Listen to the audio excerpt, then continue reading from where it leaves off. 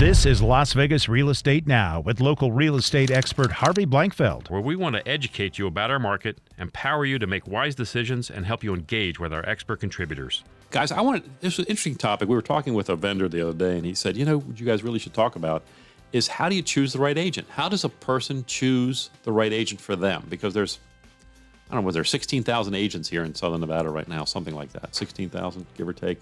And you want to choose the right one. First of all, let me say, before we get into the topic, of the 16,000, 14,500 might not do a transaction this year. Right. Somewhere in that range. They jumped in because the market's hot. Right. Exactly. There's a bunch of, it's the 90-10 rule. There used to be the 80-20 rule. Now it's the 90-10 rule. You familiar with the 90-10 rule? 10% of the people will do 90% of the work. And that's Right. basically the way it works here in real estate. So we always talk about, on our team, we talk about choosing someone that you like and respect. You need to have somebody with good experience and knowledge, but you also got to kind of got to like them a little bit, because it's a close relationship while you're in the process of buying or selling. Yeah, you spend a lot of time with them. Spend a lot of time.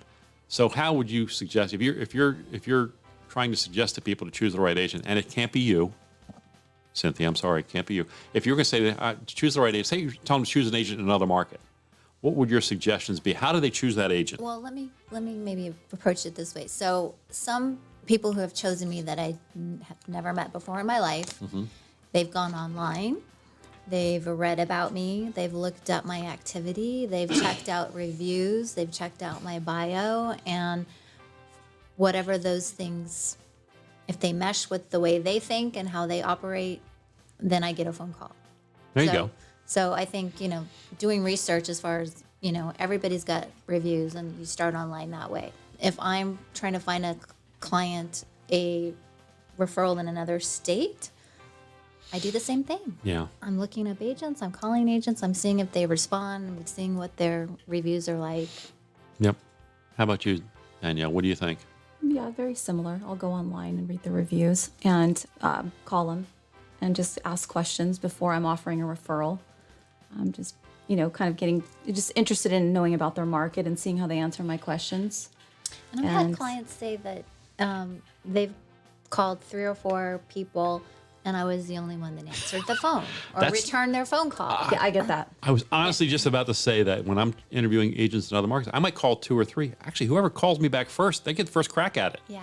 As long as there's still, I hear competence and strength, and if I hear those things in the questions I'm asking and the answers that we go through, then they're it. They win because it answer the phone.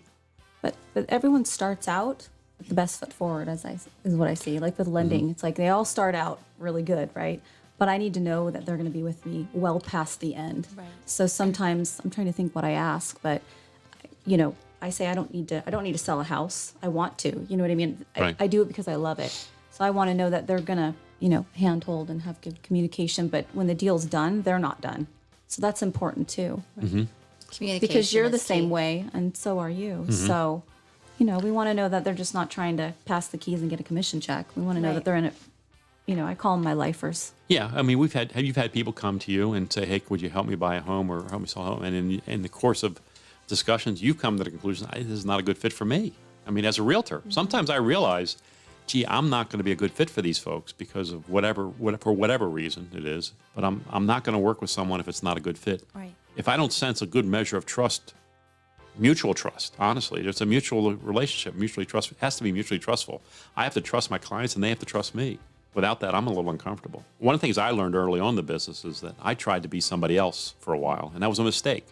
I tried to emulate another, a mentor and say, okay, I'm going to be just like that person. And it was a mistake. I just need to be myself, just be the best me I can be. Right. That's where we want to be. And then and then if I attract the right kind of people, we're going to work well together because I'm being genuine, and they like that, then they like me for who I am as opposed to who I'm pretending to be. Well, and I think all of us in general treat others like we would want to be treated. And Yeah. if that's how you live your life, things usually work out. Some of the questions that I like to ask them is, first of all, do you know this neighborhood? Do you know this area? I think geography is an important part of real estate. Do you know? I mean, like we do business virtually all over the valley, but in other markets, you can't do that. You got to be focused on a certain area to be That's effective. a good point. Right? Here, it's That's easy a very- to work everywhere. It's pretty easy here because the a lot of- valleys. Yeah. But a lot of other cities, not Well, not so. California, they're real like subdivision or county or like Specific. very specific. They Indeed. won't. But here, I mean, I always say we'll sell anywhere. But that's one of the things I'm looking at. And then the other things are just basically experience. I still believe experience matters, particularly in this type of market. When you're looking at multiple offer situations and things of that nature, I think it's really important to have somebody on your side who knows how to navigate that. You've been listening to Las Vegas Real Estate Now. If you ever have a question about real estate or any of the other topics we cover, just call me off air or text me at 702-203-1165. You can also check us out on the web at lvrealestateradio.com or on our handle on social media at LV Real Estate Radio. We'll meet you on the radio next Saturday at 11 a.m. right here on the new 101.5 FM, 720 a.m. KDON, the Talk of Las Vegas.